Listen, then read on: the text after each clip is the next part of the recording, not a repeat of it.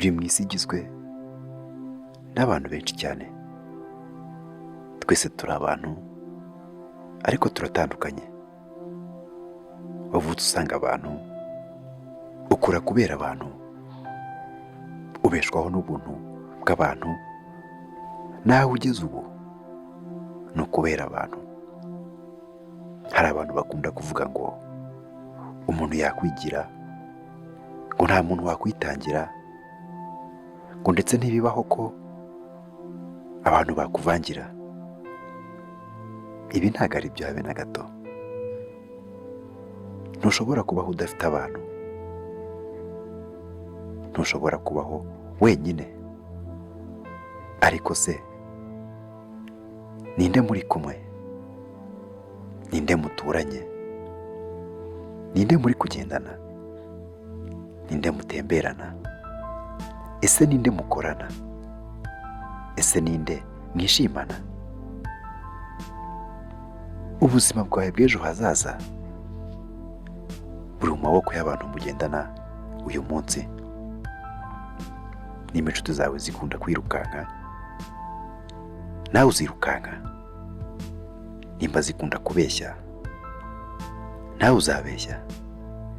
Nimba inshuti zawe zikunda gusenga mu by'ukuri, nawe uzasenga. Nanone nimba zikunda kuryama, nta kabuza nawe uzaryama. Ntabwo ushobora kuba umukinnyi mu gihe ugendana n'ababyinnyi. Ntabwo ushobora kumenya icyongereza ugiye kukigira muri gereza. Nta nubwo ushobora kubona umuntu ushaka gutsinda agendana n'abasinzi. Umuntu ushaka gutsinda arabikorera, kandi umuntu ukorera intsinzi akorana n'abantu bari mu nzira yo gutsinda. Abantu babi iyo baje mu buzima bwawe bakugumisha aho bagusanze, ariko abantu babi iyo bavuye mu buzima bwawe, ibintu byiza bitangira kukubaho. Utangira kwishima, utangira kumenya aho uri kwerekeza, utangira kubona ubuzima bwawe mu ifoto nini. Ese umuntu mwiza ni muntu ki? Ni umuntu uzahora kubaza amakuru ko bwije ndetse no ko bukeye. Ni umuntu uzagufasha gukemura ibibazo aho kubigemura. Ni umuntu uzahora akubwiye ko ushoboye aho kugupfobya. Umuntu mwiza ni umuntu uzahora aguhagurutsa mu gihe waguye aho kugwisha mu gihe uhagaze. Ni umuntu uzahora agusunika mu gihe wananiwe aho kugukurura mu gihe utananiwe. Nimba uhorana n'abantu batakuzamura mu bitekerezo, nshuti yanjye, uri mu nzira idafite icyerekezo. Nk'uko bavuga ngo nuramuka ukomeje gukurikira inka cyane, bishobora kurangira uri kurisha nkayo. Ndashaka ko wibaza bino bibazo. Ese ninde nshuti yanjye? Ese ninde umbeshya? Ninde umbwiza ukuri? Ninde unshuka? Ninde utanshuka? Ese ninde unkunda cyangwa utankunda? Ese ninde unyubaha? Ninde utanyubaha? Ese ninde ukwiye gukura mu buzima bwawe? Ni wa muntu ukuvugisha ari uko hari icyo agukeneyeho? Ni wa muntu ugukunda mu gihe cy'ibyishimo gusa?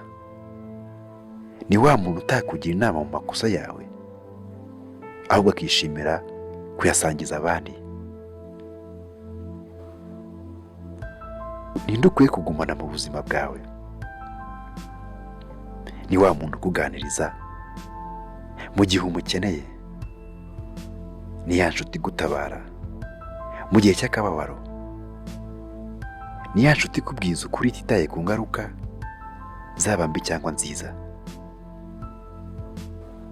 Ndakwinginze bareke bagende, bakure mu buzima bwawe maze wishime. Uriya muntu utagukunda mureke agende. Uriya muntu wumva utagufitiye akamaro, wimuhatiriza, mureke agende. Reka mbisubiremo,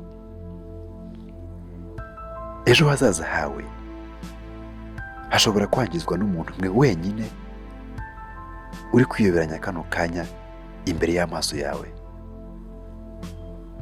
Abantu barahari benshi, abantu beza bafite ejo hazaza barahari benshi. Abo nibo ukwiye kumarana nabo igihe kinini cyane, nimba ushaka kugira aho uzagera mu gihe kitari kinini cyane. Reka nguhe urugero. Fata telefoni yawe kano kanya, fungura WhatsApp, Facebook cyangwa Twitter, reba ubutumwa bwa mbere 10 buri hejuru. Izo message nizo zisobanura ejo hazaza hawe. Rubyiruko ndetse namwe babyeyi, mureke tubashimire. Mu by'ukuri mureke dushimire inshuti mbi mu buzima bwacu, nubwo nta mpamvu ifatika yo kubashimira. Badusigiye ubumenyi, batweretse kugira imbaraga, batwigishije uburyo tuzitwara niduhura n'abandi nkabo. Guhera uyu munsi, hitamo witonze cyane abantu mugendana guhera ejo mu gitondo, kuko ntabwo uzigera na rimwe ugenda mu nzira nziza mu gihe uri kugendana n'inshuti mbi itakwifuriza icyiza. Urakoze kureba iyi video. Nitwa King Vicky. Gira amahoro kandi uhorane imigisha.